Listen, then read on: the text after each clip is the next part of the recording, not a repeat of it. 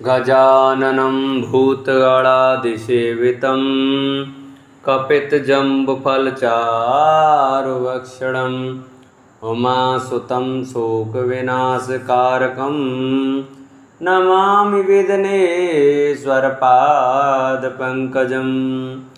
गुरुर्ब्रह्मा गुरुर्विष्णु गुरुर्देवो महेश्वराय गुरुर्साक्षात् परब्रह्म तस्मै श्रीगुरुवे नमः। अखण्डमण्डलाकारं व्याप्तं येन चराचरं तत्पदं दर्शितं येन तस्मै श्रीगुरुवे नमः। या देवी सर्वभूतेषु शक्तिरूपेण संस्था नमस्तस्यै नमस्तस्यै नमस्तस्यै नमो नमः। नारायणं नमस्कृत्य नरं चैव नरोत्तमं देवी सरस्वतीं व्यासं ततो जयमुदीरे। नमस्कार दोस्तों, स्वागत है आपका मेरे YouTube चैनल RK भक्ति में। दोस्तों, आज की वीडियो में हम हरिवंश महापुराण के 9वें अध्याय और 9वें दिन की कथा सुनाएंगे। कृपया से ध्यानपूर्वक सुने। जो भक्त हमारे चैनल पर नए आए हैं वो हमारी वीडियो को लाइक करें, चैनल को सब्सक्राइब करें और कमेंट में लक्ष्मी नारायण भगवान की जय लिखना ना भूलें। बोलो लक्ष्मी नारायण भगवान की जय, हरिवंश महापुराण की जय। हरिवंश महापुराण की कथा सुनने मात्र से जिन भक्तों के यहाँ पुत्र पुत्री नहीं हो रहे हैं वो अगर नियम से हरिवंश महापुराण की कथा सुनते हैं तो उनकी सुनी गोद अवश्य भरती है। उनके यहाँ बच्चों की किलकारी जरूर खिलखिलाती हैं। बोलो हरिवंश महापुराण की जय। वैश्वस्त मनु यम यमी यमुना अश्विनी कुमारों एवं शनेश्वरों की उत्पत्ति। बोलो सूत जी कहते हैं, हे सौनकादि ऋषियों, वैशंपायन जी कहते हैं, शत्रुदमन कश्यप जी से दक्ष की पुत्री में विश्वस्वान उत्पन्न हुए और त्वचा की पुत्री संज्ञा देवी उन विश्वस्वान सूर्य की भार्या हुई। महात्मा मार्तंड की वह पवित्र अंतःकरण वाली भार्या भगवती संज्ञा तीनों लोकों में श्रेणु के नाम से भी प्रसिद्ध हैं। वह रूप यौवन शालिनी संज्ञा अपने पति सूर्यदेव के मंडल के तीव्र तप तेज एवं दीप्ति के कारण प्रसन्न नहीं रहती थी। उस संज्ञा का रूप सूर्यमंडल के तेज से अंगों के संतप्त होने के कारण झुलसा सा गया, अतएव सूर्य उसको बहुत अच्छे नहीं लगते थे। अदिति के अज्ञान में पड़ने पर कश्यप जी ने स्नेहपूर्वक कहा था कि यह मरा नहीं है किंतु अंड गर्भ में स्थित है, इसलिए तब से सूर्य मार्तंडे कहे जाते हैं। जब सूर्य अदिति के गर्भ में थे उस समय बुद्ध उनके पास भिक्षा मांगने के लिए आए, परंतु अदिति गर्भ के बोझ के कारण शीघ्रता से चलकर भिक्षा न दे सकी। तब बुद्ध ने अदिति को शाप दे दिया कि तेरा गर्भ मृत हो जाए। यह सुनकर अदिति व्याकुल हो गई। तब कश्यप जी ने अपनी शक्ति से बुद्ध के शाप को दूर कर दिया और कहा कि यह वास्तव में मृत नहीं है, अंड गर्भ के भीतर वर्तमान है। अदिति के इस विपरीत ज्ञान के कारण ही सूर्य मार्तंडे कहलाते हैं। तात कश्यप के मातम के कारण जीवित हुए विश्वस्वान में सर्वदा अधिक तेज रहता है। उसी तेज से कश्यप जी के पुत्र सूर्य तीनों लोगों को तपाते रहते हैं। कुरुवंशी राजन तपाने वालों में श्रेष्ठ आदित्य ने संज्ञा के गर्भ से 2 प्रजापति और 1 कन्या, इन 3 संतानों को उत्पन्न किया। उनमें एक प्रजापति तो विश्वस्वान सूर्य के पुत्र वैश्वत मनु थे और दूसरे प्रजापति श्राद्ध देव यम थे। इस तरह यम तथा यमुना नामक 2 जुड़वी संतानें उत्पन्न हुई थी।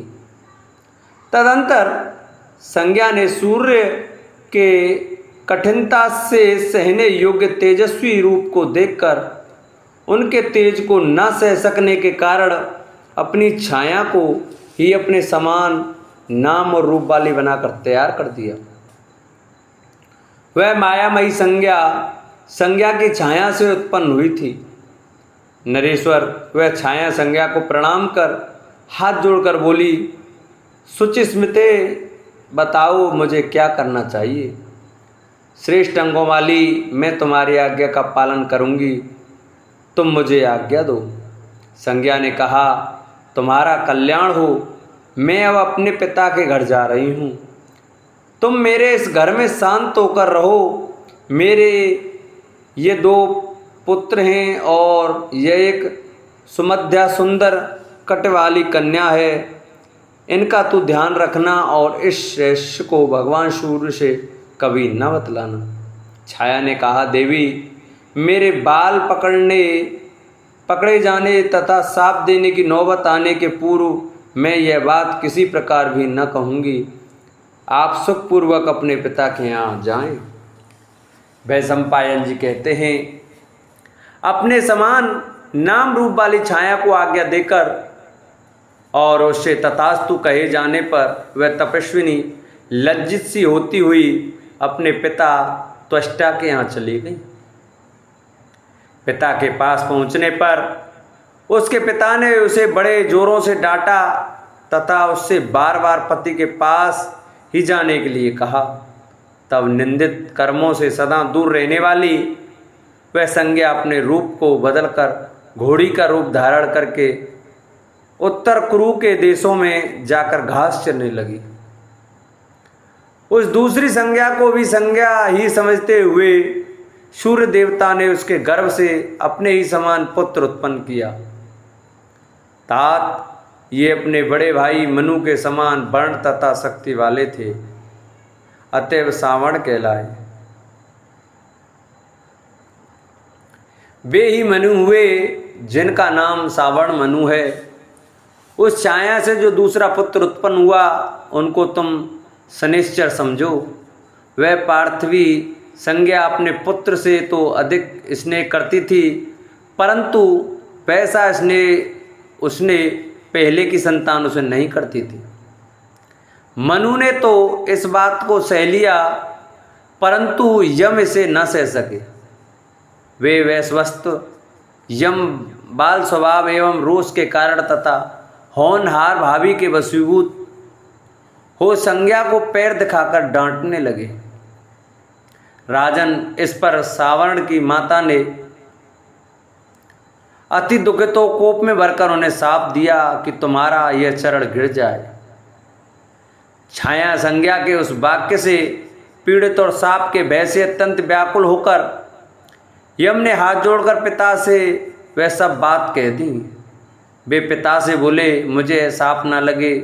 देखिए, माता को तो सब पुत्रों के प्रति समान रूप से स्नेहपूर्वक व्यवहार करना चाहिए, पर यह हम सबको छोड़कर सबसे छोटे से ही स्नेह का व्यवहार करती है। सो मैंने उसके ऊपर पैर उठाया ही था, शरीर पर मारा नहीं था। मैंने यह काम लड़कपन से किया हो अथवा मोहवश, परंतु आप मुझे क्षमा कर दें। संज्ञा ने कहा, बेटा, मैं तुम्हारी पूजनी हूँ, तो भी तुमने मेरा तिरस्कार किया है, अतः तुम्हारा यह पैर निसंदेह गिर जाएगा। संतान को कुसंतान हो सकती है, परंतु माता को माता नहीं हो सकती। लोकेश्वर माता ने मुझे शाप दे दिया, परंतु तपने वालों में श्रेष्ठ गोपते आपकी कृपा से मेरा पैर ना गिरे ऐसी कृपा कीजिए। सूर्य ने कहा, पुत्र तुम धर्मज्ञ और सत्यवादी हो, तुमको जो क्रोध चढ़ाया इसमें निसंदेह कोई बड़ा भारी कारण होगा। मैं तुम्हारी माता के वचनों को सर्वथा तो लौटा नहीं सकता, पर महाप्राज्ञ कीड़े तुम्हारे चरण में से मांस लेकर पृथ्वी तल पर चले जाएंगे, तब तुम्हें सुख मिलेगा। इस प्रकार तुम्हारी माता का कहा हुआ वचन भी सत्य हो जाएगा और शाप का परिहार होने से तुम्हारी भी रक्षा हो जाएगी। फिर सूर्य ने संज्ञा से कहा, सभी पुत्र बराबर हैं तो भी तू किसी से कम और किसी से अधिक स्नेह क्यों करती है। सूर्य ने यह बात बार बार कही, परंतु वह हंसती ही रह गई और उसने सूर्य से कुछ भी न कहा। कुरुनंदन भगवान सूर्य ने अपने चित्त को एकाग्र करके योग के द्वारा सत्य बात जान ली और स्वाप द्वारा उसका विनाश करने के लिए उसके केस पकड़ लिए। तब अपनी शपथ के उतर जाने पर छाया ने सूर्य नारायण से सारी बात ज्यों की त्यों बतला दी। सूर्य नारायण इस बात को सुनते ही क्रोध में भरकर त्वष्टा के पास पहुँचे। त्वष्टा ने विधि पूर्वक उनकी पूजा करके जब देखा कि ये तो रोष में मुझे भस्मी करना चाहते हैं, तब उन्होंने सूर्य नारायण को इस प्रकार शांत करना समझाना आरंभ किया। त्वष्टा ने कहा, आदित्य आपका यह अति तेजस्वी रूप अच्छा नहीं लगता। इसको न सह सकने के कारण ही संज्ञा हरी घास वाले वन में हरी घासों को चर रही है। किरणों के स्वामी, आज आप हाथी की सूंड से खींचे जाने के कारण पद्मिनी के समान व्याकुल हुई, शुद्ध आचरण वाली और योग के बल से संपन्न, अतएव योग से घोड़ी का रूप धारण करके सदा तप करती हुई, पत्तों का हार करने वाली, दुबली दीन जटाधारिणी और ब्रह्मचारिणी अपनी उस प्रशंसनीय भार्या को देखेंगे। देवेश, यदि आपको मेरी बात ठीक न लगे तो शत्रुदमन में आज आपके रूप को मनोहर बना दूं। पहले सूर्य का रूप तिरछा, ऊंचा और सब ओर से एक सा था। उस रूप से संपन्न होने के कारण ही वे विवावशु कहे जाते हैं। इसलिए उन प्रजापति सूर्य नारायण ने त्वष्टा की बात को बहुत अच्छा समझा और उन्होंने अपना रूप ठीक करने के लिए त्वष्टा को अनुमति दे दी। तब त्वष्टा ने मार्तंड सूर्य के समीप जाकर उनको शान पर चढ़ाकर उनके तेज को खरादना आरंभ कर दिया। इस प्रकार तेज के छिल जाने से उनका रूप खिल उठा और उनका रूप रम्यातिरम्य होकर अधिक सुशोभित होने लगा। तब से किरणों के स्वामी भगवान सूर्य के मुख का रूप बदल गया। उस समय से उनका मुख रक्तवर्ण का हो गया। उन मार्तंड के मुख से जो मुख राग छूटा था, उससे 12 आदित्य उत्पन्न हुए। उनके मुख से धाता, अर्यमा, मित्र, वरुण, अंश, भग, इंद्र, विश्वस्वान, पूषा, 10वें पर्जन्य, त्वष्टा, 12वें विष्णु उत्पन्न हुए, जो अंत में प्रकट होने के कारण सबसे छोटे होकर भी गुणों में सर्वश्रेष्ठ थे। गंध, पुष्प, अलंकार और प्रकाशवान मुकुटों से सुशोभित अपने शरीर से उत्पन्न हुए उन आदित्यों को देखकर भगवान सूर्य बड़े प्रसन्न हुए। इस प्रकार सूर्य नारायण का पूजन कर त्वष्टा ने उनसे कहा, देव अब आप अपनी पत्नी के पास जाइए। वह उत्तर कुरु देशों में भ्रमण कर रही है और हरी घास से भरे हुए वन में घोड़ी का रूप धारण करके विचरण कर रही है। तब सूर्यनारायण ने भी अपनी पत्नी के रूप के अनुसार घोड़े के समान विचरण करने के लिए घोड़े का ही रूप धारण कर लिया। उस समय सूर्य ने ध्यान से देखा तो उन्हें तेज और नियम के कारण सब भूतों से अदृश्य घोड़ी का रूप धारण करके किसी ओर से भी भय की आशंका न कर निर्भय हो विचरती हुई अपनी भार्या संज्ञा दीख पड़ी। राजन फिर तो घोड़े के रूप में भगवान सूर्य उसके मुख के समीप पहुँचे, पर पुरुष की आशंका से मैथुन के प्रतिकूल चेष्टा करने लगी और सूर्य के वीर को उसने अपनी नाक पर से गिरा दिया। उससे वैद्यों में श्रेष्ठ अश्विनी कुमार नामक देवता उत्पन्न हुए। वे दोनों अश्विनी कुमार नासत्य और दस्त्र नाम से प्रसिद्ध हैं। ये दोनों 8वें प्रजापति मार्तंड के पुत्र हैं।